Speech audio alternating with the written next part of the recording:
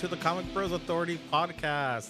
My name is Andre. I'm your host, and with me is my co-host, Mr. Heat Miser, Miles. Hi. I was running hot with the fever recently. Exactly. All right, so welcome back to the show. Welcome back. It's been just a month or so since we uploaded our last podcast episode, and what a fine month it's been. Yeah, it's been pretty nuts. Thank you everyone who listened to us last year, helped us grow a little bit. And now we are back again for another year. Yay! Yay! Ring, ring, ring. Ring, ring, ring. So today we are joined with two special guests of ours. First up, we have Mr. Robin. Hey, thank you for having me, guys. Yeah, no problem. Welcome to the show.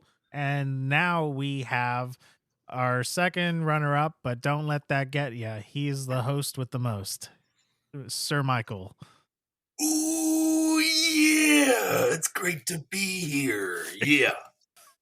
Also featuring Macho Man Randy Savage. Rest in peace. All right. So today, the reason why we have them on our podcast today is because we're doing a story and it has to revolve around the subject of wrestling. And my brother and I are not fans of wrestling, but these two are. So we wanted to balance those scales a little bit. And today we are talking about Daniel Warren Johnson's Do a Powerbomb. Yeah. Yeah. You said that with way less exclamation points than the actual book has. Yes. Do a power bomb. Do a power bomb. How do they do it in wrestling, fellas? Power bomb. Yeah. Yeah. Yeah. All right, so this is a book that is written and drawn by Daniel Warren Johnson with colors by Mike Spicer. It was released about 2 years ago, I want to say. Yeah. Oh, don't forget letters by Russ Wooden. Oh, yes, the great Russ Wooden. It plays a huge part in this book that I love. That's why. Yeah, so this book was published about 2 years ago. It is a wonderful story. It's fucking metal, and there's a lot about it that really hit home. I've only heard about it through the community online, and it was such a joy to get through. I think this is the book that put Daniel Warren Johnson's name on everyone's radar. You didn't think it was his other ones? What, Murder Falcon? Like Murder Falcon or all the stuff he's done with like Superman Blue or he did like one story with Superman Blue. Wonder Woman Dead Earth. I think this is what made and the Beta Ray Bill. Yeah. He did those years ago. Yeah, I feel like this put him at the top. Yeah, it's because it's definitely my favorite story that he's done. What about you guys? I don't know. Are you guys familiar with Daniel Warren Johnson's work? So I've only actually heard of him through Do a Powerbomb. That's the only thing I've really read of his. I was a big fan of it. I love the story. It's really fun to see a sport that I involve a lot of my life around represented so faithfully in a medium that's really hard to get that crossover. It's a lot harder than people think it is to put something like this on paper. Yes, definitely. What about you, Robin? No, this is the only work that I've read of his, and I'm actually interested in his other stuff. Like, he did Wonder Woman? Yeah, he did a post-apocalyptic Wonder Woman story called Wonder Woman Dead Earth. Just like his other stories that he's done, it's super fucking metal. Like, yeah. It goes hard. Okay, I'll keep an eye on those things. So I can only imagine how metal the Beta Ray Bill is. So I'm really interested in that one. Dude, it's so cool. But I love how his main drive is like what's his name's main drive in Halloween 3, where like the main reason why he gets involved in the story is because he wants to have sex.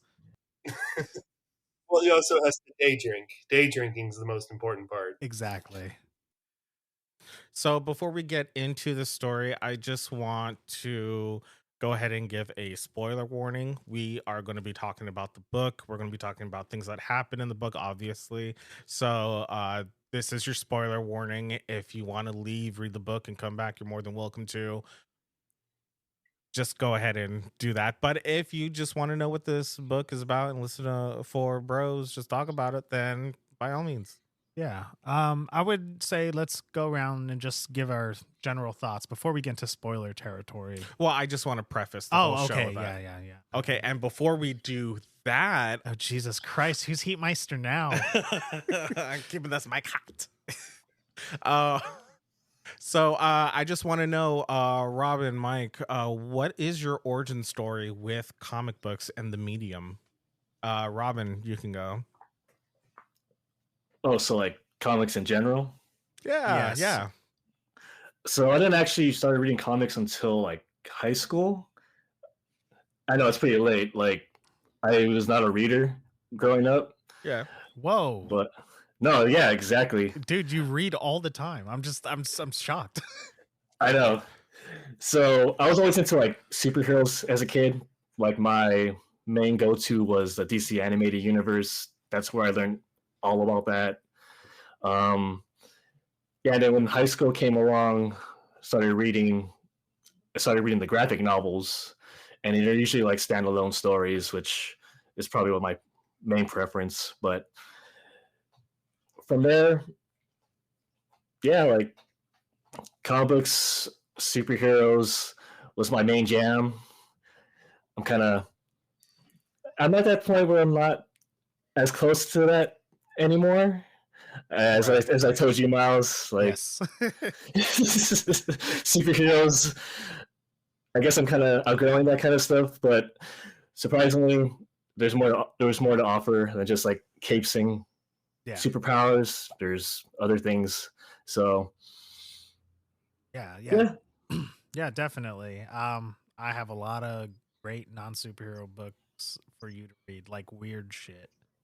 that's what I want. All Weird right. shit. Okay. Read some Daniel Clowes. Wait, are we allowed to curse? What? Are we allowed to curse on here? Yeah. Yeah. Who cares? All right, fuck yeah. All right, let's go. Yeah. Who cares? What about you, Mike? So I got to grow up near Jeff's Comics, and my dad would always take me, and we'd get like bargain bin comic packs, like the $5, $7 packs of like random comics that they would sell. Those are the ones I went for because I just didn't want to pay that much money for one individual book. Yeah. And I read really fast as a kid, so that was I had tons of these awful comics that no one really read, like tons of Nighthawk. I had lots of old like Teen Titans back when no one cared about Teen Titans. Yeah. Just the stuff that would be in the dollar bin. And then from there, I really got into manga and graphic novels, and I've been reading mostly that ever since. Now I'm really interested in collecting a lot of graphic novels. My wall is filling up with way too many. Hell yeah.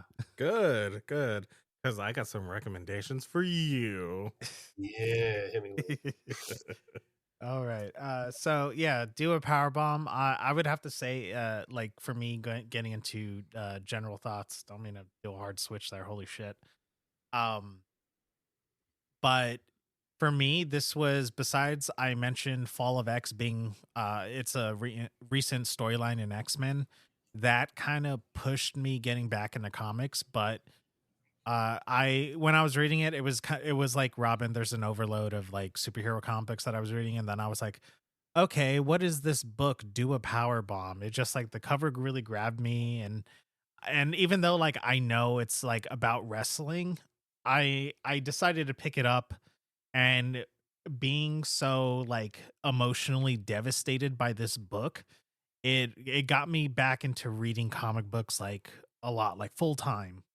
So I thank you, Daniel Warren Johnson and company. I started reading this when Baby Boy was just born. So being a parent, I got more emotionally invested in the whole like parent kid relationship and everything. Oh, if that's the case, you're gonna love the the moon. The The moon moon. is following us. Oh yeah.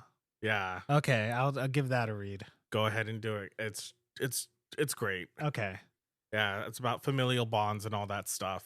But going back to this book, I have to say what drew me to it was the cover, because the cover just shows just two wrestlers, a huge crowd, and the title of the book is right at the bottom, leaving all this like negative space to showcase the characters.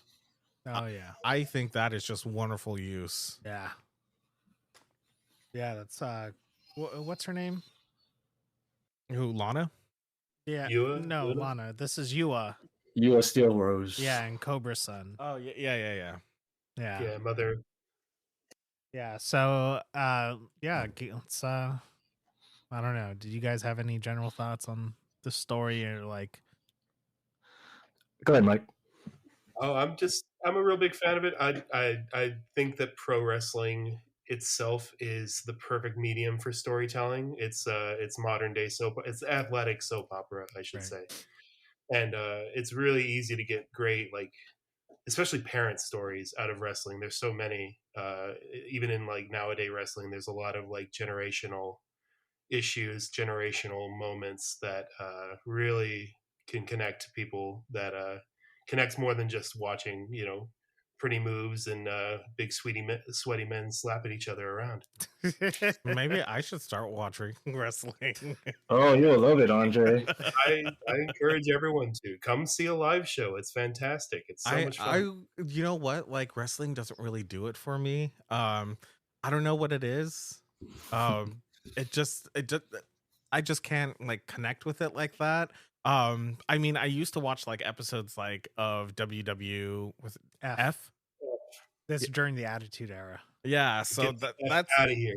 I would watch it on like UPN, and it was great. I had fun, but then at some point I just stopped watching it because like everyone started saying they were related to The Rock And Rikishi. and Rikishi. Funny And they enough, are.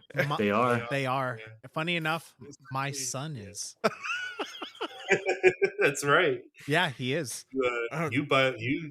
You're now part of this. I am. Against I your am. will. I have blood connected to the Samoans in the wrestling community. So Miles, we're gonna train him. We're gonna build him up. No. Mike and me, we're gonna be like his managers. We're gonna bring in a new tribal chief, basically. Like a ball bearer to this little Undertaker coming up here. Oh my god. I'm looking forward to it.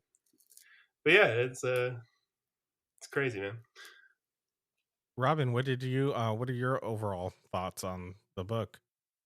Well, first I gotta say how I came to this book was through you, Andre. When I was going through Instagram stories, I think you posted it. Yeah.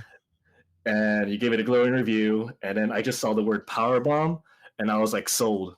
All right. Of course.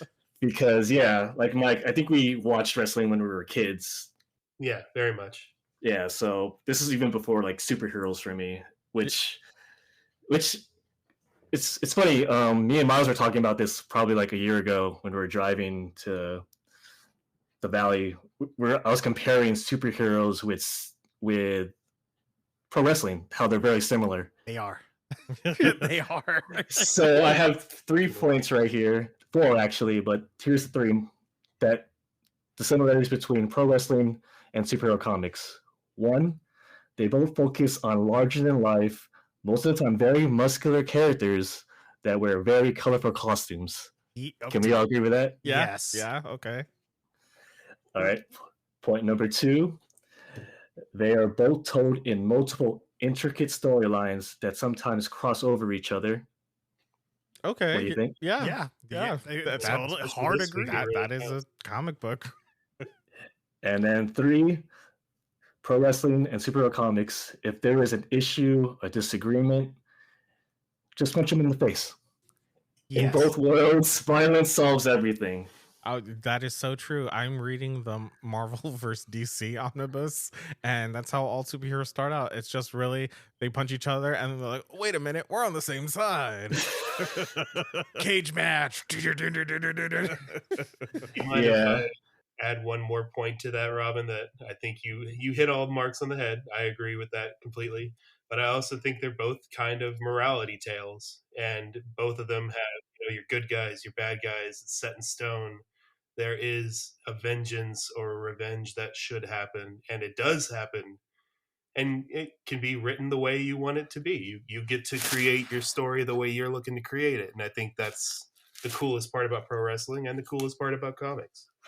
Yeah, definitely. We keep saying over and over, oh, pro wrestling is a soap opera, but we all know some of the famous comic book storylines are soap operas as well. Spider-Man is a romance comic at heart.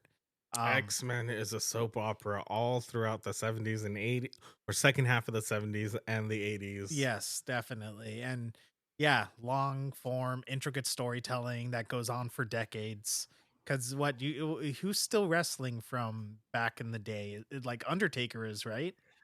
He's not fully wrestling, but he did make an appearance when I went to the LA show. Was it like a couple of weeks ago? He was there. Which you can actually see Robin on TV. Yeah. I made my Netflix debut, boys. Yeah, I got a text from my friend saying, "Oh my god, I just saw Robin on Netflix." I got a text from Cynthia, from Richard, from Brianna, from other people, and they were just showing me the video, and I had no idea that was on TV. It's like when Brie was on Dr. Phil, and they caught her making a reaction face. My arm was on Jimmy Kimmel. Whoa. We're all famous here, I guess. Yeah, well, my left arm. All right, now let's dive into this book now. So basically what the story is about is a young wrestler named Lona Steelrose. She wants to be a pro wrestler. However, she has an unfortunate accident happen in one of the wrestling events. I'm just going to go ahead and say it. We said we're going to do spoilers. That her mom is in a what's her name? Yua Steelrose. She is a famous wrestler in Japan. So she ends up dying in the ring, and we all know like wrestling is fake. Yada yada. We all know that. What? That word. Watch that. You stop it right here. This podcast is over. I'm leaving. I'm leaving. I'll go home. However, so Lona gets a shot of becoming an actual wrestler with the grand prize of her mother being resurrected if she goes into like this trans-dimensional wrestling championship by this necromancer who believes wrestling is real. And that I like how that plays into the story, that the common language between all these races and everything is wrestling is real except for Earth, where it's fake. And I thought that was an interesting like take that they had. I really enjoyed that take. I thought that was fantastic, that you can get this broadcast all across the universe, all across dimensional plane, but no one can notice the throw hands or the weird artistic, vaudevillian style of this. Yeah, because like when you watch wrestling, you can see the missed punches and everything. You can see them like pull their punches or whatever. If you pay attention well enough, sure. The point is to not notice, but yes. It's suspension and disbelief. You just have to draw yourself into the story and the characters. Yeah, exactly. Like how when we watch movies, we know it's not real. The stuntman and what Hollywood's fake. What's going on here? I'm leaving this podcast. What are we talking? I thought we were doing a podcast. Now it's just truth breaking here. All right. Oh my god. Is this Joe Rogan's podcast? Give me the conspiracy secrets of pro wrestling. I have some if you want to hear some. I might want to add that this is not the first time that a necromancer or god are involved in wrestling. This is a No. reused storyline. It's happened before. In Yeah, real we life. Papa Shango is a necromancer, and All right. we've had God in the ring with Shawn Michaels to fight Vince McMahon and Shane McMahon at the same time. It's a wonderful Whoa. story. Wait, you had God in the ring? It was a beaming light from the ceiling, and it just shone in the corner of the No. ring. Robin, you're spoiling it. Oh, I thought we were doing spoilers. This is art. They need to understand the beauty of the art. We have videos to show you. There's a lot to learn. Is But that yes, what you God sent in is the a wrestler. in the chat? No, that was one of the inspirations for this story. Oh, okay. Yeah, Oh. because I guess. Oh no, go on, Miles. No. I just wanted to ask, since you guys know American pro wrestling, have you guys ever watched Japanese pro wrestling? Is there any difference at all, or like, if there is, can you like explain to us? Because like, I really don't know. Why don't you go ahead, Robin? Okay, so American pro wrestling focuses more on the characters and story, while Japanese wrestling is almost treated like a sport there, like an actual sport. Oh, So, yeah, it's more technical, more athletic, and more hard hitting. Like the actual chops are stiff, and like the hits are more stiffer than the American version of pro wrestling. So you're not gonna see the air, just hit them hitting air. They'll slap flesh. oh boy, is it more violent too? There are some ultra violent promotions in Japan, and they include like C4s and explosives, thumbtacks, which Michael would probably know. Yeah, I've seen my fair share of scissor matches. They're fun. Yes. Jesus So- Christ. If you want to go on, Michael. I would say it has a lot of character to it as well. I just think the fan base is more invested in seeing the actual athletic sport itself than it is over here. Americans could care less about wrestling. They love the theater, and Yeah. they really do love to see the theater in front of them. They love the storyline. It's very much like that South Park episode. It is just redneck soap operas. Yeah. But in Japan, you got to put in that work with that performance. You got to have that meld together, and they're a lot more intense about it being seen that way. Yeah, I believe you mentioned the audience. Here, they're loud and they'll boo, cheer, curse. In Japan, it's almost like a golf match. They're just like sitting quietly Oh wow. until like the big moves start happening. That's when they start react. So Oh, it's okay. really psychological in that sense. Yeah.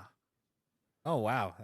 Okay, so that really helps inform and like flesh out what's going on in this book, because Yes. because I know in the beginning Daniel Warren Johnson prefaces that he got into Japanese wrestling around the time that his daughter was born. Yeah, And I really love that forward. yeah, and I mean it's true. Like that's when I started watching like a shit ton of anime, most notably Death Note and Attack on Titan. And it's because like you're waiting for your kid to go down, or your kid won't go to sleep. It's the middle of the night, and it just like you just need something to do because you can't be sitting there in the fucking dark. But yeah, that's interesting because in the book, all the characters treat pro wrestling as a livelihood. The more so than just entertainment, they treat it with like as it's something sacred. I mean, it kind of is. I mean, as someone that is in the show itself, watching all the time, it is kind of sacred to these people. It is. A lot of them have like family lineage. A lot of them have, this is their job. It's their career. It's more than just like being on TV. This is how some people like feed their kids. Oh And yeah. that not only are those always the fun stories that they make of it, but it's true. You see some people struggle real hard, and for not a lot of money, for a hot dog and a handshake is a well said verse in the wrestling world.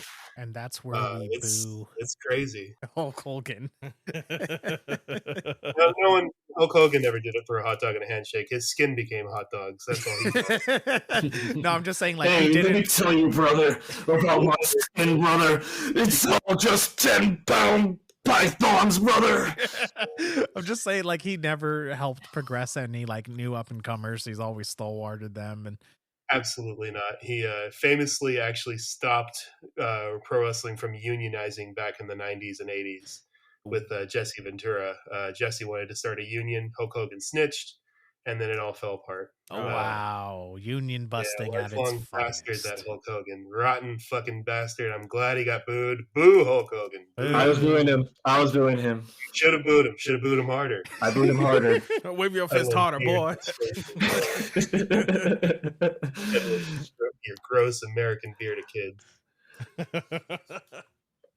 Yeah, so like these characters, like you mentioned lineage and stuff, because this is what like the main core of this book is. It's Lona Steel Rose and her lineage in wrestling, wanting to be just like her mom, who, you know, sadly passed away in the ring. And you know, that's what you see when her uncle says no one wants to train her because she is the daughter of Yua, and because of, unfortunately, what happened because of Yua, no one wants to train Lona to be, you know, the star, even though she has what it takes. yeah, and I kind of I like that because what does this remind me of? It reminds me of a movie. Like, oh no, I'm not going to train you, kid. I don't know, something like Rocky or some shit. Creed? Yeah, Creed, Creed. Rocky. Yeah, that's the one. I knew it was in that franchise. Yeah, it's definitely Creed. Fuck, I love it. So hold on, is her dad like Canadian Mexican? Yes. Yes. Yes. Because in wrestling, you're either, you're Canadian, Hispanic, Japan. What else, Michael? It's Japanese, Canadian, from deepest, darkest Africa. That was one. That's a real bad one. Oh boy. Parts Unknown. I love Parts Unknown. That's a good place to be from. It sounds like a TLC show. It is. But Wrestling like Parts Unknown. There's so many like references in just the character creation, the way the characters look. They're all based off of clearly something that he was watching, clearly picking up. He might have gone back and watched a lot of older stuff, because Cobra Sun looks exactly like a mix of Hayabusa and Sabu mixed together. Or older, old school style wrestlers. And I would say that was it Yua? Yua is the mother, correct? Yes. So Yua is a lot like a wrestler named Manami Toyota, who is a very old school Japanese female wrestler, one of the best, and really an amazing performer to go like look back and watch her matches.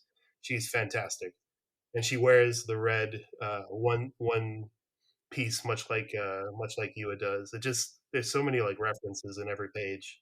Yeah. To a lot of the history.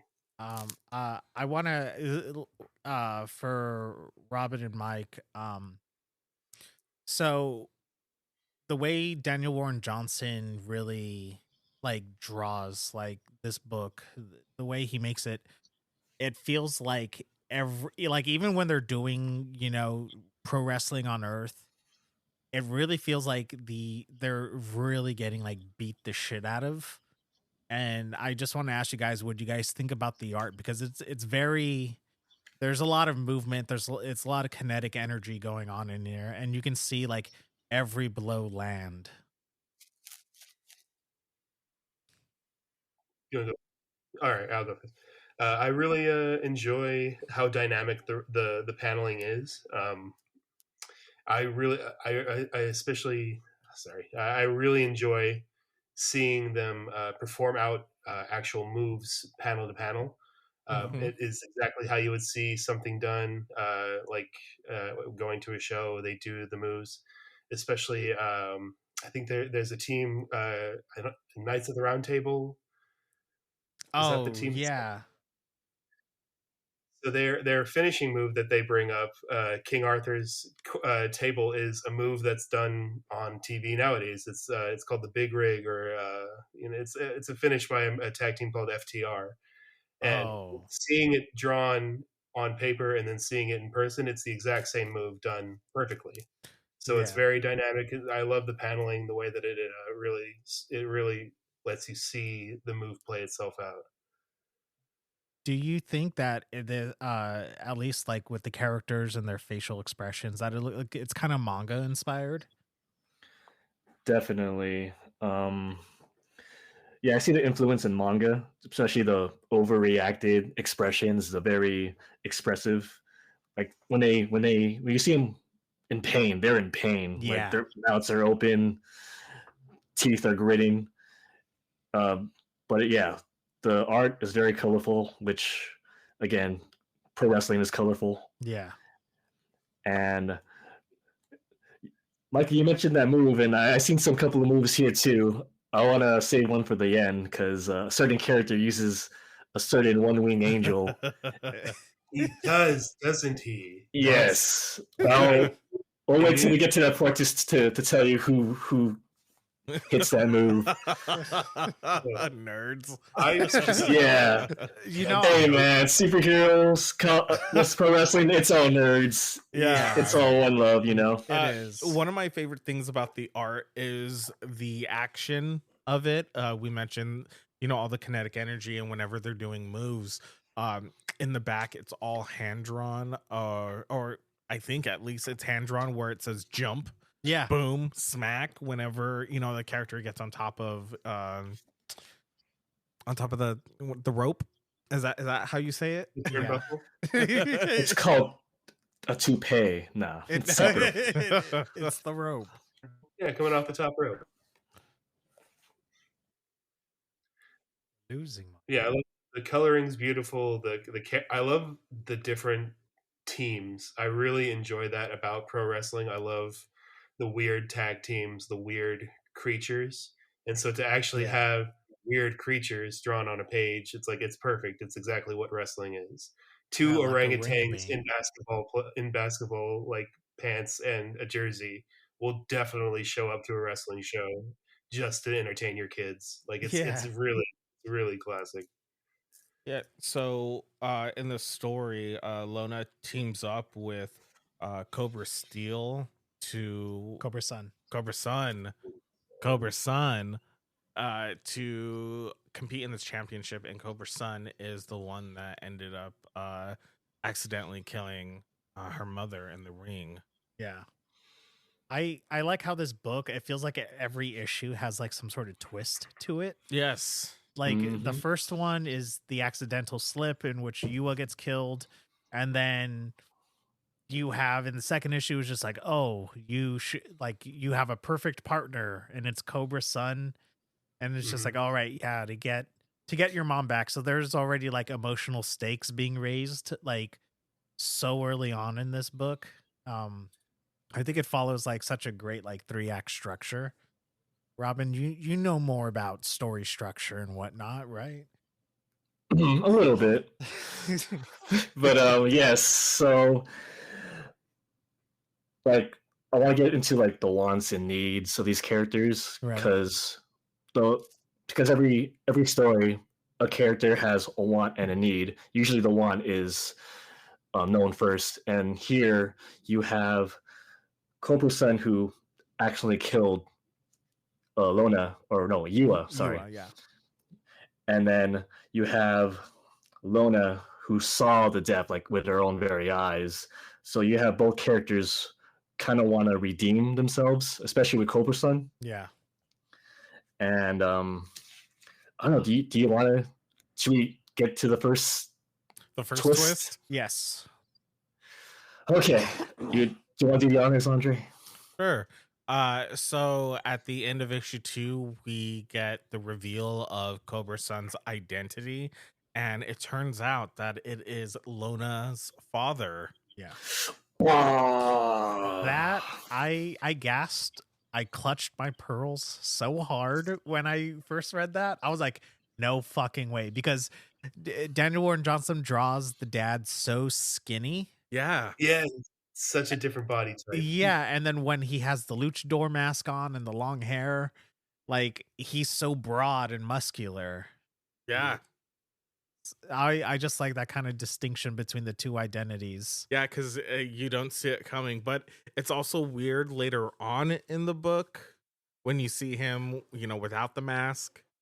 Yeah, I noticed that too. Yeah, like in like it showed a flashback the night of Yua's death when Blood and what's his real name? Jacob. Jacob. Yeah, so when Jacob and Blood go back to the apartment and you see Jacob, he's so skinny.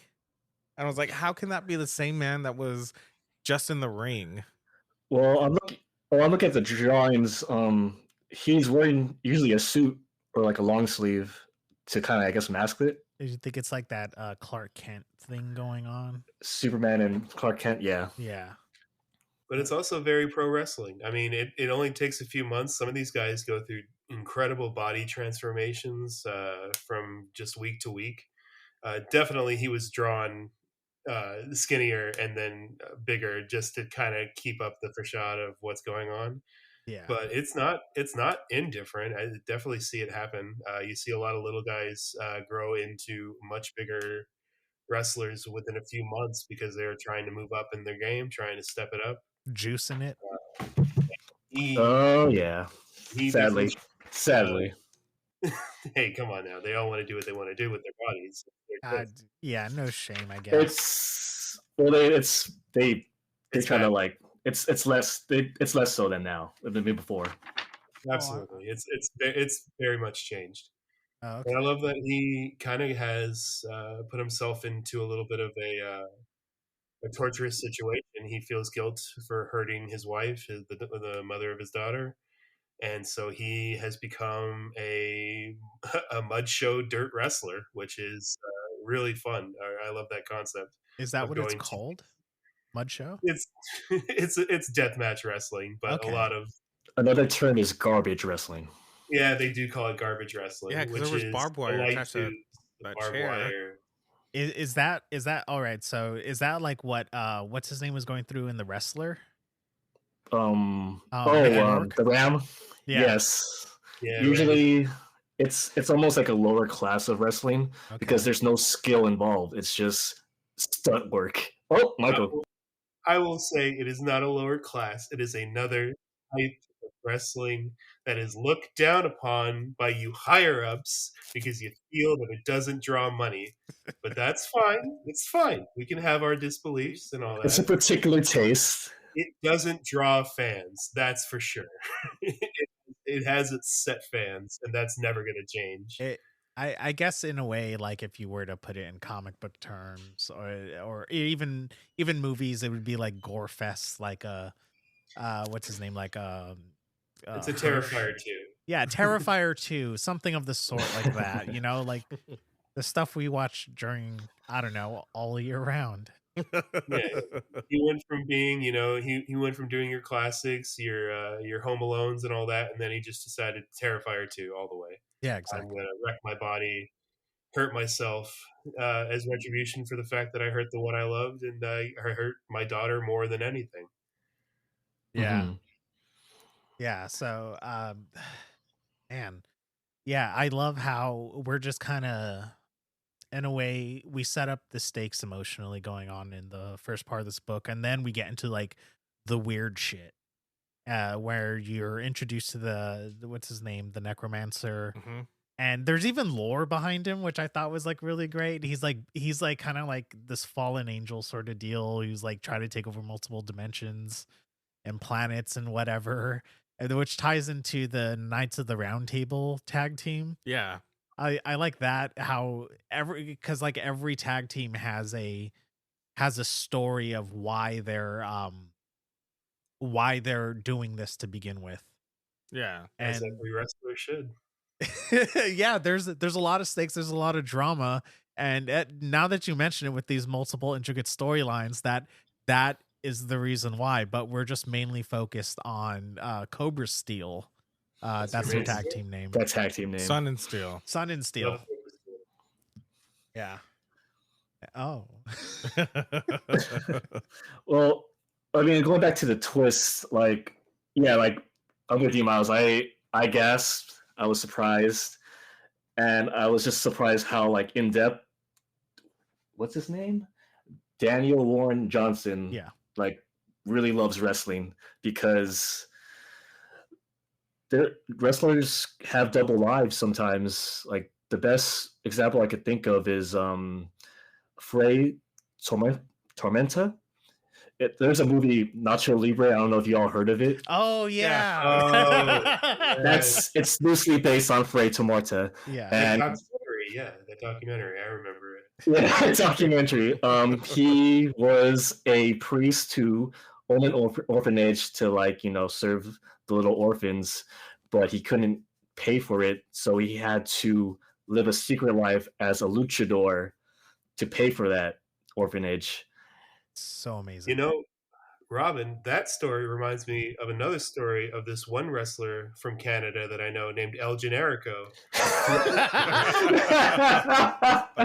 Had to retire and go take care of an orphanage in Mexico that he was helping out. And that's so crazy that those two stories sound so similar. I miss El Generico every day. I miss him. I hope he's with those orphans in Mexico. Yeah. I mean, now we have Sami Zayn, but they're unrelated, so. Who? I don't know. Sami Zayn? Never heard of him? Yeah. Moving on. Double lives. I don't understand this at all. For the first time, I am flabbergasted. We could have our own show right here, and you two would never know. I know. Then I don't know. We should start a new podcast in which we go through lore and we watch wrestling, and me and Andre would try to like define it for the people who don't watch wrestling, and like how we're doing right now. Me and Andre are the comic. I'm putting this in air quotes, audience, that we're the comic pros. And you guys are the wrestling pros. pro wrestlers. Yeah, so but, exactly, if you will. Well, you watch terrible wrestling until you tap out. Yeah, exactly. No, this is the backdoor pilot for that. the pro wrestling bros. Yeah, the Wrestling Bros Authority. It'll never work. But I mean, that's another thing that's a similarity between comic book superheroes and pro wrestling. If you try to get someone into this, there's so much history, backstory, lore for both that it could be overwhelming. Yeah, definitely. Like I would never. I mean, yeah, like coming from me, getting into that just seems like a very daunting task. And I'm sure you guys know like good entryways or just like easy ways to like get a newcomer into wrestling. What would like, I'm sorry, I know this is a side quest we're going on here. There's going to be a ton of those. Yeah, this episode, we're like 45 minutes in and we've been talking about a lot of wrestling. We're on chapter 1. Wrestling. No, but like what would be like your guys's like easy way to like get somebody into wrestling? Like say if I was just like, hey guys, and you guys have invited me to WrestleMania plenty of times, but like what would you say or do for a newcomer? You and me. You go first because I do have one. Okay, for me, like the main promotion is the WWE right now, right? Yes. So probably the best show to start off is the Royal Rumble. It's literally there's a match where like they showcase most of their talent and they're like trying to like toss each other over the ring, but it's like the best way to see like all the talent they have. And it also leads into WrestleMania, like their Super Bowl, and that's when they have like their big storylines. So Royal Rumble, if you want to get to WWE, Okay. which is coming up. Oh, that's an invite if I heard one. I am no way associated to WWE, even though I was on Netflix. And I think there are so many different types of wrestling that if you're not interested in what you've been seeing, there are other things to reach out to. Like I would, for both of you love storytelling and the soap opera part of it. There's a show called Lucha Underground that ran for several seasons. That is a Mexican soap opera from start to finish on the El Rey network, made by Robert Rodriguez, and it's a great wrestling show, and it's a wonderful story, and it's consistent. There's nothing from the outside you have to think about. You just have to follow what the show itself shows you. Oh, And or like going to a live show and seeing it in person is a great way to like get yourself in, like because the local shows. seeing it in person, seeing it right there is so different than watching it on TV. It's way more entertaining to be in the crowd with people, listening to everyone get excited, watching something crazy going on in front of you. You know, I got invited to Lucha Vavoom a couple That's of times. a great show. Yeah, and you know, it's just luchadors, and so like luchadors and a cabaret show. What? Yeah. Yeah. Yeah, but it happens around like October every year, I want to say. Oh, okay. It comes down to like the El Rey Theater in downtown. Yeah. Oh, that's interesting. Yeah, that one's always interested me and to go, because I was like, oh, you know, maybe I could get a little into my roots of, you know, Mexican luchadors and seeing, you know, masked, sweaty men going at it. Yeah, you would. We will go. I'm down to take you to an event like that, because it's so much more fun than people give it credit for. Yeah. Also, did you ever see that episode of It's Always Sunny in Philadelphia where they're wrestlers? The Trash Man. The Trash Man. Exactly. Do they have those events where it's only like 30 people there and like a ring? Those are so much more fun than you think.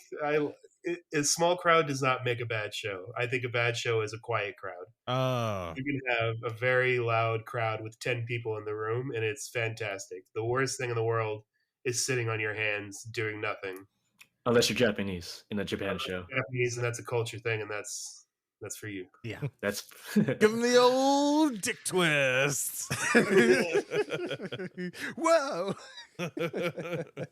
Twist his dick. Yeah. So going back to the book. Oh yeah, yes. Going back to the book. Yeah, so they become Cobra Steel. Their first match doing this is against the team Orangabang. Love them. Which Love some monkey teams. Yeah, it's an orangutan team who are fighting for their sister. It's two brother orangutans who are fighting to revive their sister. They hail from Junto 4. Oh yeah. Oh dude, did you see their move name? Hold on. Adam Burrow's Cradle. Yeah, Adam Burrow's Cradle. I started laughing. I didn't catch that the first time I read this. You want to go quickly through all the teams that we have here? Yeah, let's do it. So you have Sun and Steel, the main characters, they hail from Earth. Then you have Orangabang that hail from Junto 4. Then you have FISO, which is an acronym for Fuck Your Stupid Opinion. Love some punks. They're real punk. Yeah, and they hail from Sarah Crow. Then Great there's name. Pizza Party. Yeah, this was I think it's a werewolf. He's a werewolf or something. I thought it was a rat. Yeah, but and a pizza man. His shirt says "For the Za." For the Za. I recently was at a show where a pizza man did show up. It was a lot of fun. I had his face ripped off by a bunch of cinnamon buns. What? No, it's a raccoon. It's a raccoon? Yeah, like look at it when they do King Arthur's table. That page. Okay, I see the black in the eyes. Yeah, it's the Bandit Man. Well, I guess we solved that. So next we have the Lucha Bots that hail from Mecha Moon. Yeah. And then after there's Puro Pack that hail from Earth, Tokyo. And so what's up? Just a quick thing. The word puro is I believe it's Japanese for wrestling. Isn't that the way? Or is it Puro Zero? Yeah. For go to Japanese wrestling, yeah. Oh, well, I'm now educated. Jesus Christ. That's what we're here for. No, I wasn't trying to sound. That's what we're here for. Then we have the Knights of Rhine that hail from Volfar. And then last but not least, the Devil Doers that hail from your mom's basement. Yeah, those guys got a rough deal, man. Yeah. What I like is before they even get into the championship, they get into a bar fight with FISO, Sun and Steel, and Orangabang stops it, and they go and they talk to Sun and Steel saying, we're fighting for our sister. So we're not going to hold back. We're not holding back because we know what's at stake here. And then that kind of changes everything in the game for Sun and Steel. Yeah. Yeah, because at this point in the story, they don't, especially in that first match, they don't work well together. No. And yeah, that adds a lot of drama. And I love how after, actually, like, my favorite part of when they do win against Orangabang is when she hugs the little one. Little orangutan, and says, like, I have to save my mom. Mm-hmm. And I was like, damn, like something so emotional after something so damn brutal, because they were that orangutan team was fucking them up. Shit, they get their shit rocked throughout the book. They do. I love that. They hit the finisher on her, and she no-sells it, which I think is very unprofessional. It's kind of crazy because throughout the book I'm just like, damn, like, is your neck not snapped? Yeah, like, is your back is not broken? Yeah, they have like superhuman powers, I feel. They got that rubber band neck, very RVD style. It's just in their blood. Is that a wrestling reference? I'm just keep throwing them out. This is what I'm here for. I'm sorry. This is all I'm good for. No, your worth is much more than that, Mike. It's no less. Well, I mean, going back to whole wrestling is fake, these guys do get hurt.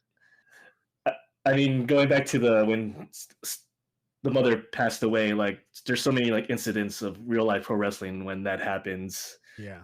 I think it's really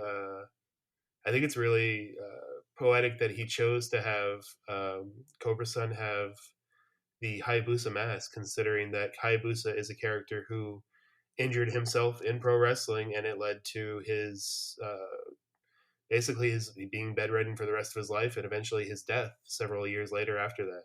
Yeah, and his career ended in a second. He did a flip wrong, landed on his neck, broke it, and then never walked again. And then it was just, that's the end of the story. It's not fun. It's very sad.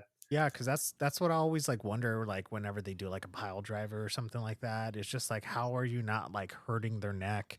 How are you not like damaging their brain? Obviously, there is brain damage going on in wrestling. Yeah, as we all know. I'm not going to say it here. Should I? Hulk Hogan? Yes, Hulk Hogan. He has the most brain damage. You can say it. Who cares? Fuck him. Oh, you can't fake a fall. Oh no, not Hulk Hogan. I always say you can't fake a fall. You can't. It's tough, man. I can't jump. I would never be able to get my feet off the ground. Yeah. So seeing someone else do it, it's got to be tough. I was going to say Chris Benoit. Oh yes. Yeah. I know that's like a sore subject for wrestling fans and whatnot because of the terrible crimes he did. Because of, I forget what that traumatic brain injury is called. It was like what? It's like CTV, right? Or something like that. He had CTE. He had a lot of things went wrong in that situation. And it's the darkest day in the sport for sure. It's one of the darkest days. Yeah, definitely. And I am so lost in the conversation. What? Oh God, let's not. Okay, I mean, we'll talk about it. We'll talk about it offline. Okay. Well, if you are interested, you can go look that up. That is a very dark time. It's very sad. It even like, yeah, it's a bad situation. Got it. What did you say, Mike? it changed pro wrestling. It's a tragedy that definitely led to a lot of changes, and it is, a lot of tragedy leads to radical changes that were needed, and yeah, you don't want to go backwards. That's the main thing. Go back to the book. Back to the story. Back to the story. On a lighter note. Yeah, on a lighter Yeah, note. she does make that move. I'm telling you, she doesn't care at all. She gets hit with a finisher and still wins the match. It's insane to me. Yeah, so from this point, that's when Sun and Steel decide to work together in tandem. That panel of them doing a montage is Another montage. another montage. I don't know. I just thought that was very Karate Kid inspired and like great. Yeah, it's a lot of fun what Johnson does in the book as far as, montages and just split second vignettes of what's going on. Yeah. Absolutely. That's one of my favorite things about it. He's just on his shit. He is. They're like, because even when like that whole page where is another montage and you have the panels of them doing their stuff, like training together, and then he says, "So how do you feel?" And then it just does like this like nuclear explosion right behind her, and she's like, "Now I feel like I'm ready to kick some ass," and it says, "Oh yeah, boom." How punk rock. Yeah. But the next panel is just her getting the shit punched out of her. I know. I love that whole page transition. I think that's because that's what flows well, like going from like each, like when she's getting ready to like to jump on a chair, you see her foot like on the tiptoe right there about to jump, and then the next panel just says the word jump, and then you just see her already in the air. And I like that just works so well. And I think like that transition as well as this one with her ready to kick some ass, and then it's just her like getting her face rocked. Yeah. They got the shit kicked out of them in the second match against the Knights of Rhyme. Yeah, who was their king of their dimension. He wanted them to join the necromancers, fight so they can resurrect their the best Their greatest warrior, warrior. to be Yeah, able there to it is. defeat the necromancer once and for all. Thank you for the save. Gotcha. Tag. There we go. Hey, There's a reference. Hey, I'm a wrestling fan now, guys. We're rubbing off of you guys. Yeah, I like because you have that quick story for a page, and then going into everyone else just kind of like having their own backstory. I really don't understand how they're not knocked out by all these kicks to the back of their head and punches. And The King Arthur's table is what scares me, because I have like this innate fear of like tripping my teeth by like biting Oh, too yeah. hard. racking your jaw and all that with the knees. That's a terrible move. Yeah, exactly. Scares me. Well, I think I can answer you guys' question of like, how could these guys take so much pain? That's basically the job of a pro wrestler. It's just to take pain. Your body is calloused. Yeah. Yeah. and That, I was about to say like in the name of entertainment in real life, but at the same time they're doing it for the entertainment of like all reality in this book. yeah. Yeah. Still fans. Those are still fans out in that crowd, and they want a show, and you're gonna get one. My favorite. So we're gonna get into like the next twist of the book when Puropak starts fighting FISA. FISO, and then it's revealed that, spoiler, one of the members of Puropak is Blood, Lona's uncle. Yeah. Uncle Jacob's Blood. Blah. brother-in-law. Yeah, so they get into that fight with FISO. FISO does not hold back, Yeah. and they get their shit rocked to the point where even after the bell rang, they go and They basically break a Blood's neck to paralyze him. And I think it's kind of like when this is the part of the story where I was like kind of looking at the necromancer who added Puropak to the fights, and I was just thinking like, wow, this guy really is a Vince McMahon. Like he's just like, oh, like because Yua died in the ring, we have all this drama, entertainment, going to sell tickets for next year. And I was just Definitely. That's the job of any wrestling manager. You gotta sell whatever happened, even if it's a mistake that happened right in front of you. You got to make sure these people come back and they're not dissuaded from buying the next show. yeah, They yeah. want It's they want all that about the money. drama. It's a carnival lifestyle all the way. Oh my You got to get the dollar and cents. yeah. And I really do love the way the Necromancer is, his attitude and his just how big he is, how over the top he is, how Yeah. like quick to just agree and like change the rules because someone else gives him the idea and he claims it as his own basically. And Yeah, that's very yeah. much a Vince McMahon move where, well, you say something, well, I'm the one that did it, pal. It's me. This is my idea. This is brand new. You tell me to look up, I'm going to look down. I'm going to say I came up with that one. Yeah, and then he's just like, well, I don't know. Seems like it's so entertaining. Like when he's like, oh, we're going to do a cage match, with no hold bars and all Yeah. that stuff. And then he was just like, no, this is good. And they're like, you can't do that. And he's like, yeah, I can. And it makes sense in the storyline. You guys had a bar fight already, so you can't just have a regular match. You gotta step it up. Yeah, You can't go from fist fighting in a bar just to pinning each other 1, 2, 3. You got to do it in a cage. yeah, because at this point, FISO is basically like if they're the main antagonists of the story, just because they're so brash and rude, and they don't give. I a mean, look shit. at their name. I know. It's yeah. Hey, you got a stupid opinion? Well, Fuck it. All right. Fuck you. Yeah, so at this point in the book, it's about issue 5. We get the backstory of FISO and why they are fighting. So I guess the female the female woman Lost her son. lost her son. That's And Her name is Maggie, by Maggie. the way. Maggie. Such a Earth name. Yeah, I mean, they're probably humanoid. I don't know. I mean, suspension of disbelief. yeah. And what's the guy's name? Because I forgot. Frank. He looks like a Frank.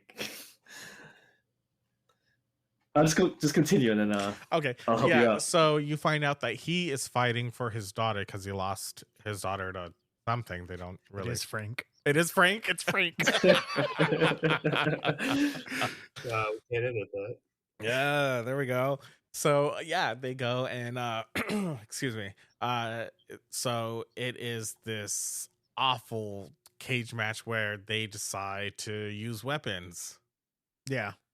And No, it's not a cage match. It's like a TLC, like a ladders, tables, and chairs match. Yeah. Oh my!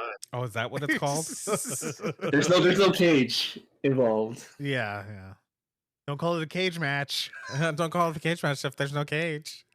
Well, it fits for Cobra's son as well because he was being a deathmatch wrestler before this came up. So this is perfect for him. This is what he's used to. Yeah, and he brings a whole bag of like all the weapons and shit. Got his tricks. It's Raven like, has. His how did shopping he cart fit that full of inside a duffel bag? Yeah, She could fit anything in a duffel bag. The most important thing is that Cobra's son changes his outfit to a white T-shirt, which is very pro wrestling. You want to show that blood off. If you're going to bleed, you're going to wear something that makes sure that pops. That's the whole point. That's why you dye your hair blonde, all of that. Yeah. You got to get that blood showing. Yeah, because that would like when it gets to this point in the book, like stakes are raised. You know what's going on between the two teams, and already they're like how like they feel about each other and what they're fighting for. On top of this, like there is just the bloodiest match. Mm-hmm. I was in awe at how like violent this was. Yeah. How old is Lona supposed to be? She's supposed to be like 18 to 20. Yeah. Yeah. Yeah. That's what I see. And I don't know if you noticed, Mike, but she converted to a black T-shirt and it says GCW. It does. GCW. I love that. What's It's that? What's that? It's a promotion, I think, from the East Coast, right? It's also kind of deathmatch oriented. They were originally started deathmatch oriented, but they're all over the country right now. They come to LA all the time, but they're they're a little indie promotion. They have a lot of stars that are moving up. It's just more shout outs. There's so many shout outs and so many little like just little notices. I think the character of Loa altogether, there's another wrestler. She's very young. Her name's Janai Kai, and they are spitting images. I don't know which one of them is based off of the other, but either she bases her entire career off of being Loa, or Loa is a direct copy of what her character is. It's just every character, all the backgrounds. There's a lot of just little tidbits, little fun parts for the wrestling fan reading the book. Yeah, I have a list. Oh, you have a list of all the references. I'll mention them as we go on. I mean, like one of them mentioned the famous Kura Kien Hall. I think it's where Uncle Blood was from. They referenced the famous Japanese arena, the Kura Kien Hall. I don't know if, and as I said, I'll mention them as we go along. Okay. All right. So back to the story, they get their shit rocked. That's the emphasis for basically the whole beat of the story. It is. It's just like, because they go into every match and they really, I love how it's not easy, and it's like they just get more and more like fucking hurt as this goes on. And that's what I like about this, is like it's not like this fairy tale where it's like, all right, we're gonna win the championship. It's not like Rocky, you know. It sort of is like Rocky. It's an underdog story, and then when you get to the ending, it's kind of similar to Rocky, but right. Then I retract that statement. Yeah. One of my favorite parts is actually this fight right here, because this is the moment where they are getting the shit kicked out of them, and they pull off Cobra's Cobra Sun's mask, and it's revealed to Lona that that's her dad she's been fighting with this whole time, and it was actually her dad that accidentally killed her mother. Yeah. Man, that was another twist that had me. So at this point in the book, this issue has two twists.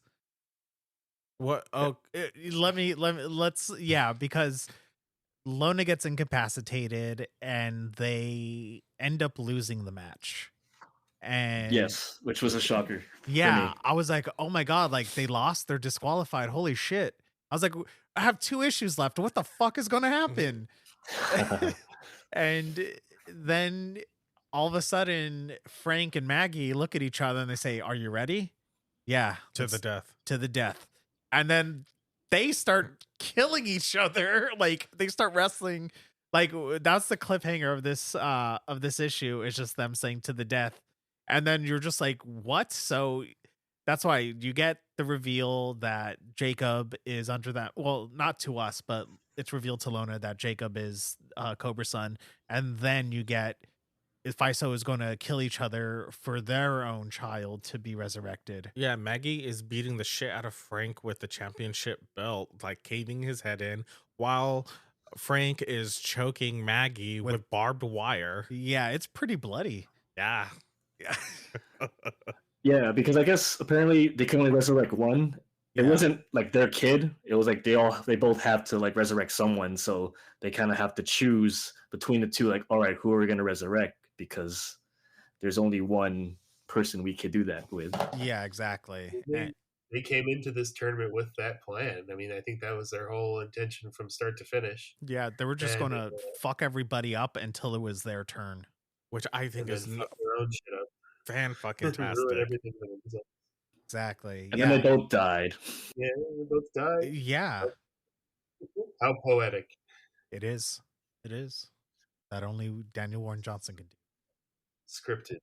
The moment that, Lona has with her father after the reveal, it was nice that there wasn't any like, I can't believe you didn't tell me kind of drama. that you usually suspect from things like this. Yeah, yeah. I'm glad that it was more of like, hey, I'm glad I found out. Now I know why you've been so closed off to me, why you said these things to me growing up, and I want to let you know that I forgive you. You're my dad, XYZ. Yeah.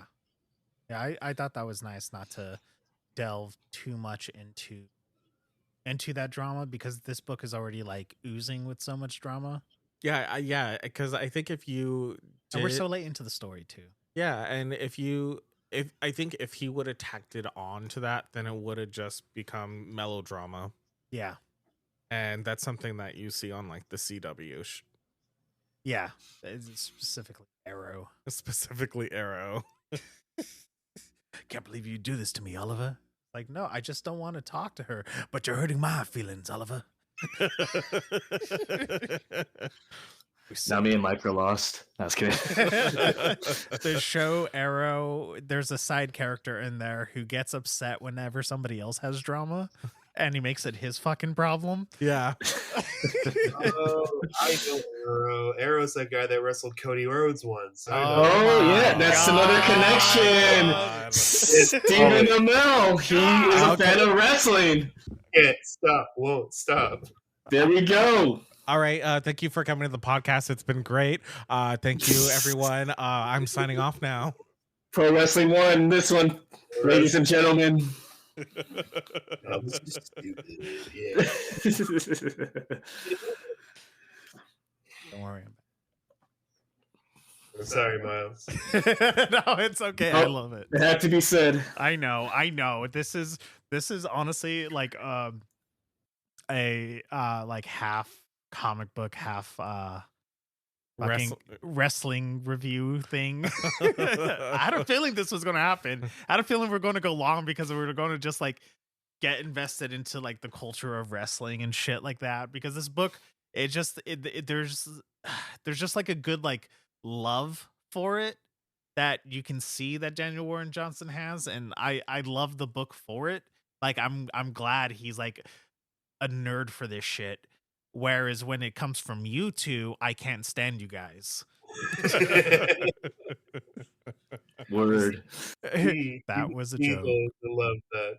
You can see how much how easy it is to get attracted into the sport. Like if you can find a story that actually entices you, much like how this one definitely did. Yeah. Then there's definitely something out there for you. You can find it. You just have to. The hard part is searching for it. There's too much of it now. That's the problem. Feels like comics. Yep. It's like comics. Yeah. And that's why we do what we do, Miles. Yeah. All right. Superheroes and pro wrestlers. But yeah. I mean, going back to the story, right? Going back to the Back to the book. Back to the book. Back to the book. All right. We should put that on the t-shirt.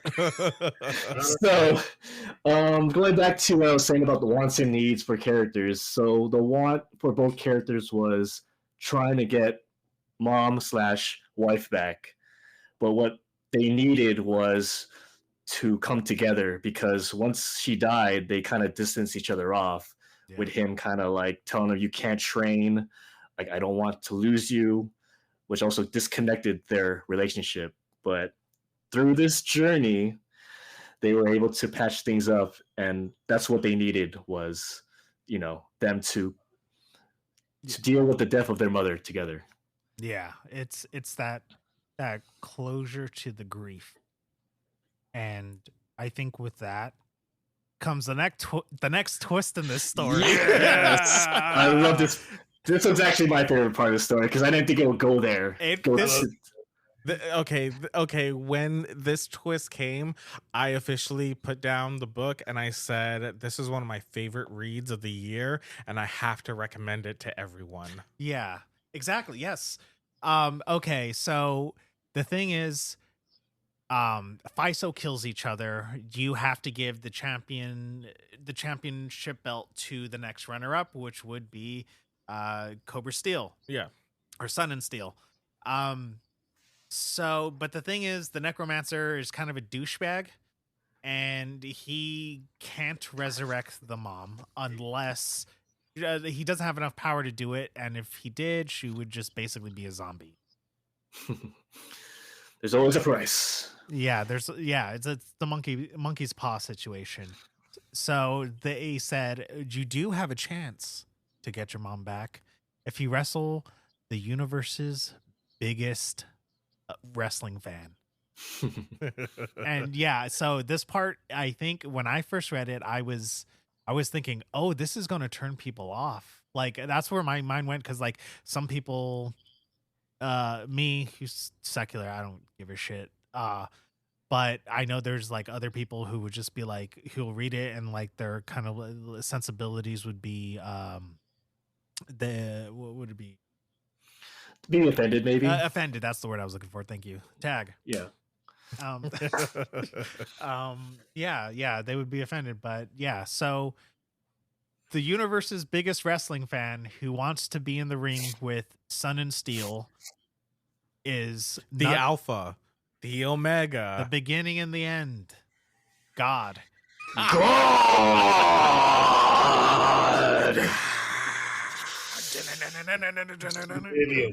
How fucking metal is that? I have to I love it.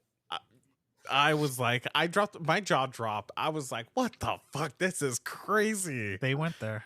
They really did. Yeah. Yeah, I think this is when I picked up the book because issue 7 just dropped. Yeah.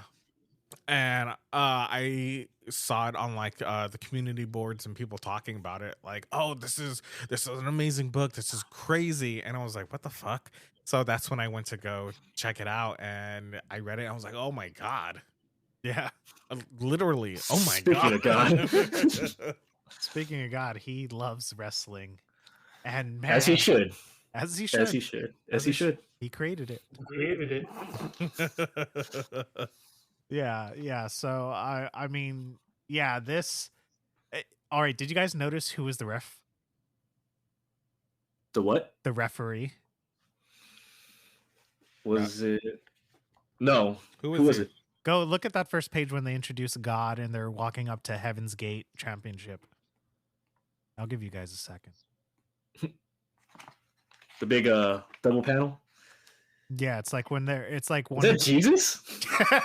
Yeah. Call it sacrilegious or something, you know. If you will, I don't care. Damn. Yeah. Yeah. Oh, I didn't catch that. Yeah. Way to go, Jesus. Way to go, Jesus. Yeah. I like how he looks all miserable. Like he doesn't want to be there. Well, the dude was killed. Dad.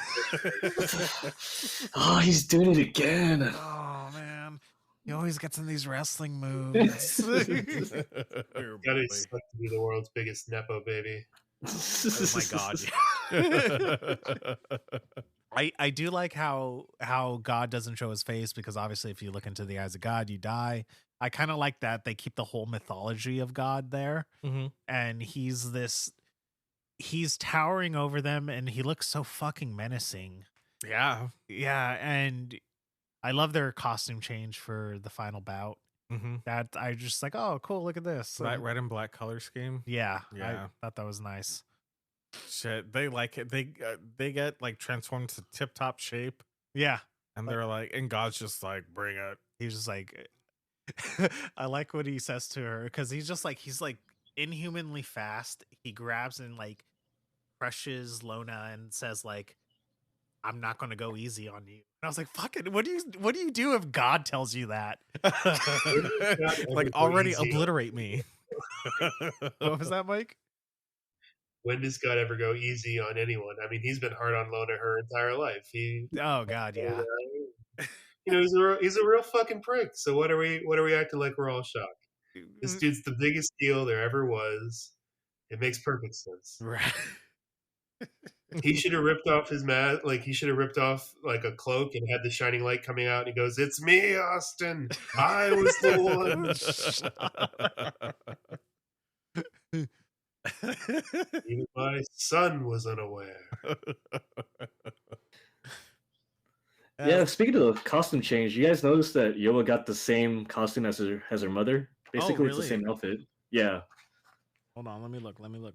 I believe so. Even like the hairstyle is like really similar too. Yeah, she's Oh slowly yeah, you're copying right. what goes on. Oh yeah. Yeah. Oh, that's sweet. Yeah, nice touch right there. Yeah. But I also wanted to mention this because God has a move that I thought was pretty dope. He does like a crucifix bomb. Yeah. That's the name of the move. That's an Really? actual move. Okay. And they gave it to God. Yeah. So that was great. I feel bad for Jesus. He's just right there. He's like, oh, I can't believe he's doing that. Dad, you know what crucifixes mean to me. Be not afraid, my child. I know, son. I let it happen. Yeah. You're fine. You're fine. But again, as we said many times before in this podcast, they get their shit wrecked. Yes. Yeah. That's what's like, just when you think like, because I had this sort of feeling that they were going to like, oh, what if they come out on top and actually beat God and happy ending? But then I just see they're doing their best and it is not doing anything to God. God doesn't hold back. No, except for one point. They did make God bleed, which like stunned everybody. Oh, that's when he kicked into overdrive and he said, "Let me end this." Yeah, he was like, "All right, enough." Suplex. Was it the Golgoth or something? Oh, that's the wheel I was talking about. That's the One Wing Angel. Oh, really? Yeah. Done by famous wrestler Kenny Omega. He does the One Wing Angel, and that's what finishes the job. Yeah. He It's literally It's a double. It's a double. He does it both on both of them. Oh, geez, yeah. Yeah, Kenny hasn't done that one yet. That's pretty tight. But you guys, forgot to mention that how he made them bleed was using an old tag team move that that Cobra Sun and Yua used back in the day. Oh, that's right. Yeah, I think, what was it called? Sword and Steel, or Yeah. Because in the background it's all Sword etched. Sunrise. Sword and Sunrise. Yeah, because didn't Jacob mention that, like, oh, that's a move we used to do before I turned heel? Yeah. Yes, Turning heel means going bad in wrestling, right? bad guy and then face good guy. Babyface. But yeah, I mean, speaking of blasphemous, I mean, you made God bleed, which is fucking awesome. Yeah, like that's the thing. Like the book just keeps going there, and it's amazing. If El Dorado taught me anything, it's that gods don't bleed. So this guy's a phony. He's a fake. And he's a El Dorado, the magnificent. You're right, Mike. You are right. Yeah. I love it. I'm a big fan of just the idea of fighting God. Is so funny and so outrageous, and exactly what pro wrestling is all about. In the end, they're all technically fighting God every day. Well, you mentioned we fought God before. Yeah. Oh yeah. You did mention that. Hold on. Yeah, it's crazy. You made me bleed my own blood. Nobody does that. That's exactly what he said, and then he decided to wreck their shit even more for all eternity. He does wreck their shit in. Yeah, I feel so bad because they're like crying in this destroyed ring when they get like tapped out. I was like, or not tapped out, but they get counted 1, 2, 3 out. Do they not kick out of the one-winged angel, Robin? I'm not sure. They don't kick out, right? No, they don't kick out. Yeah, no one kicks out of the One Wing Angel. The rule is no one kicks out. That move has only been kicked out of once, and it's still to this day hasn't been. That's only one person. Challenge accepted. Well, he also did a Tiger Driver 98, which God, it would have Will Ospreay. Yeah, when they said that in the book, I was like, hey, I know what that is. Which is actually dangerous. Is it? Very dangerous. Very dangerous. So there's like variations of the Tiger Driver. There's a Tiger. The original Tiger Driver is just like a regular power bomb, which you land on your back. Yeah. And then there's the Tiger 91. The Tiger of the Tiger Bomb is the hooking of the arms. That's what makes it a Tiger Bomb. Okay. Which one is the one when they drop you on the head? Is that the 91 or 98? 98. Okay, they drop you on your head. Yeah, it's on your fucking neck and head. Ouch. Terrible looking. Jesus. Sounds like a paralyzer. That's the story. That's the story, yeah. Yeah, that move is known. The story is you're not supposed to do that move. That's a bad move to do to somebody. Oh. Only a real rotten bastard would do that to somebody. Yeah. So when it's done to somebody, who's a real rotten bastard? Oh shit. Makes a good villain. Yeah, I just wanted to clarify on the many Tiger Drivers there are. Thank you. Tiger. You're welcome. So, alas, we come to the end of the story where, of course, God wins, and he decides to give them a belt, not for their victory, but for their valor. Yeah. Another meaningless title. Yeah, and that's exactly why Lona threw down the belt, and she said, I don't want a goddamn belt. Like, I want my mom. And then God opens her mind to a beautiful and emotional memory. And damn, that ending. That I don't. Let's not even say it. Oh yeah. Okay. All right. I have it written down, but we're not gonna say it, that's fine. Yeah. Go. I highly recommend everyone go read it. Go look at that last page. When you finish the story. When you finish the story. When you get to that last page. Yeah, because if you just skip to the last page, go fuck off. Like. It pretty much sums up life and like pro wrestling in general. Yeah. It's a great story. It's a great way to end it. I wouldn't end it any other way. Yeah, I suggest, because I recently found this out from another podcast, and I ran and told Andre about it. But I said, look who is in the audience, and so go. I would suggest reading another book called Murder Falcon by Daniel Warren Johnson, and you'll see a very familiar face.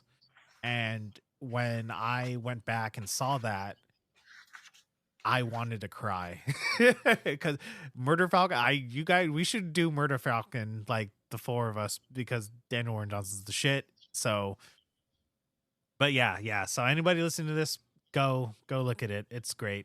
Oh boy. So yeah, that was Do a Powerbomb by Daniel Warren Johnson, colors by Mike Spicer, with letters by Russ Wooden.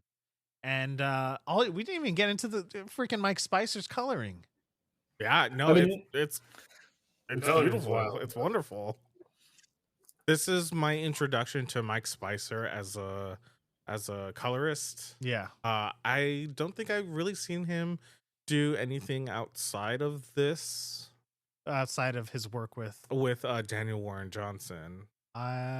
He's done some other, I've noticed. He's done some other works, but I can't name it right now. But yeah, I really like his use of like bright, flashy colors, but it's not done in a way where it's like over digital, like what you see from like Marte Garcia or the guy who does like who draws Justice League right now. Dan Mora. Yeah, like somebody who does like, the coloring for those. Yeah. But he kind of has like this kind of flatness where it kind of reminds me of like classic comic book colors. But bold enough for it to be three-dimensional and lived in. Yeah, exactly. They're just a nice retro kind of style, like watching a movie that's filmed with like film. Yeah, I think his use of color throughout, paired with Daniel Warren Johnson's inks, make it so dirty. Yes, and you get to see the grime and the dirt of this wrestling championship. Yeah. Oh,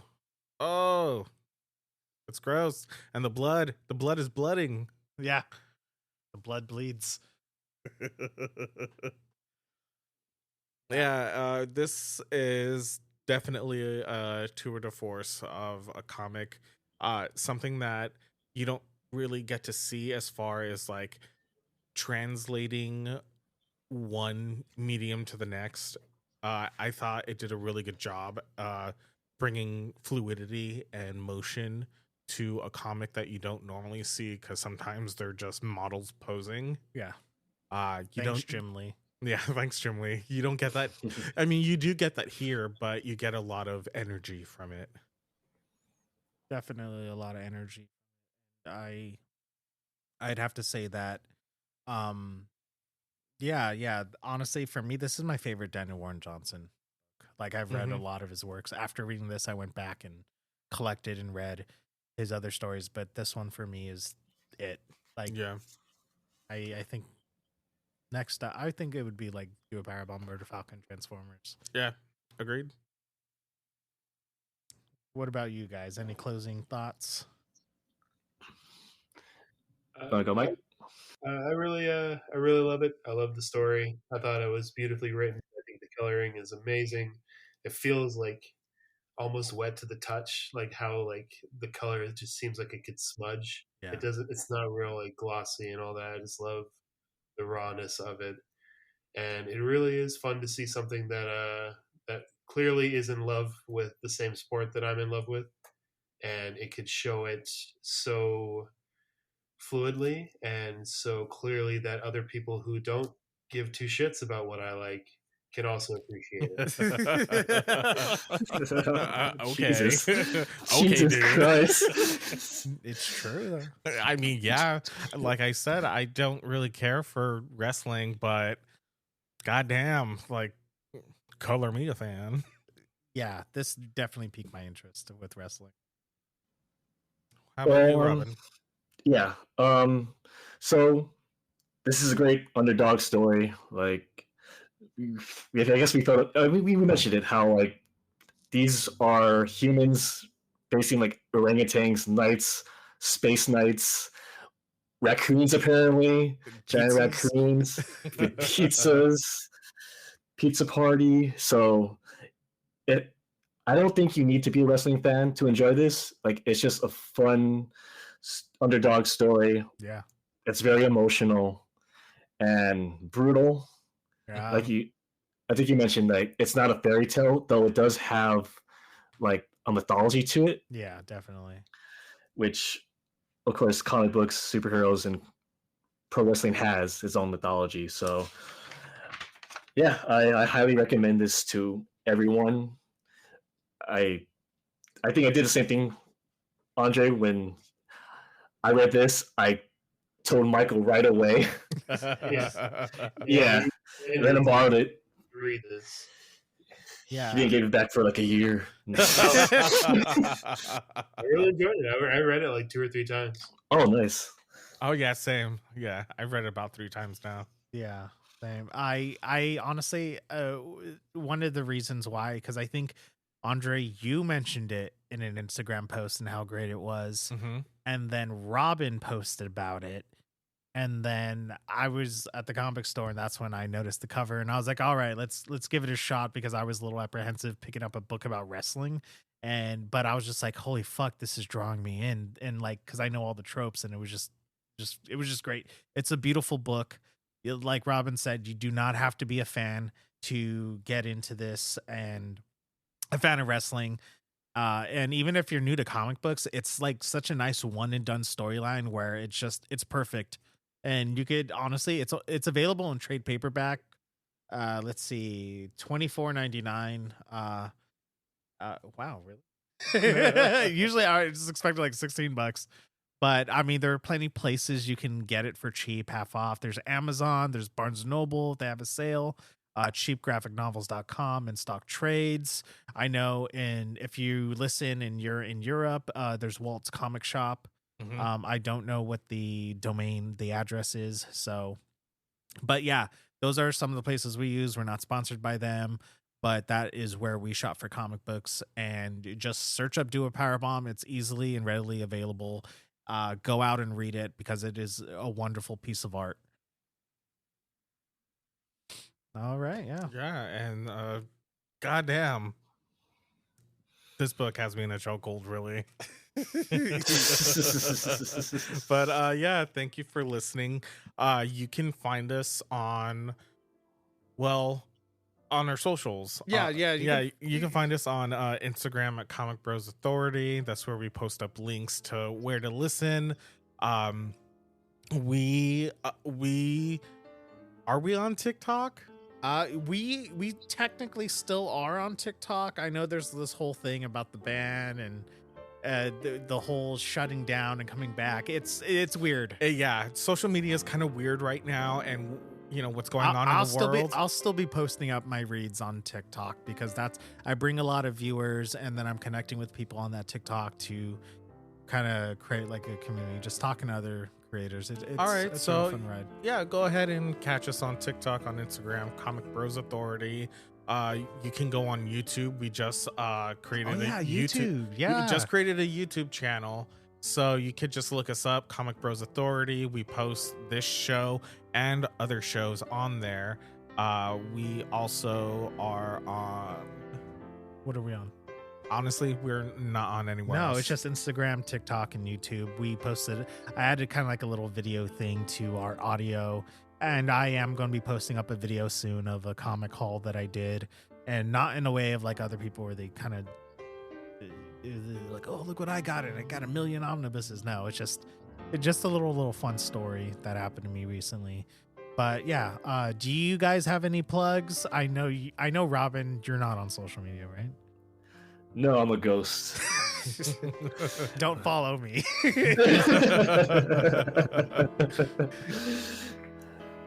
I'm also becoming a ghost slowly over time. Social media is bad. I say pro wrestling, good. Watch pro wrestling. Go see pro wrestling. See your local indie show. If it sounds like no one's going to be there, be the person there. Go do it. Have a good time. You know what? You're going to catch me there then. Damn right. You should. Yeah. Looks like we reached the end of our show. Hold on. Do you guys even hear this? Yes. Yeah. Well, we want to say thank you to everyone again for listening. Catch us all on social media and everything. Thank you. Listen to us on Apple Podcasts, Spotify, YouTube. Comment, leave a review, rate us. That's very important. We would appreciate it. I would appreciate it. And just thank you for everyone that listens. You guys have been amazing, and this is going to be a great year for Comic Bros Authority. Oh yeah. We're finally being more structured in having a schedule like months out in advance. Yes, we are. So thank you again, everybody. All right, so this is Miles signing off. Andre signing off. Later, losers. We are signing off. Good night. Good night, everyone.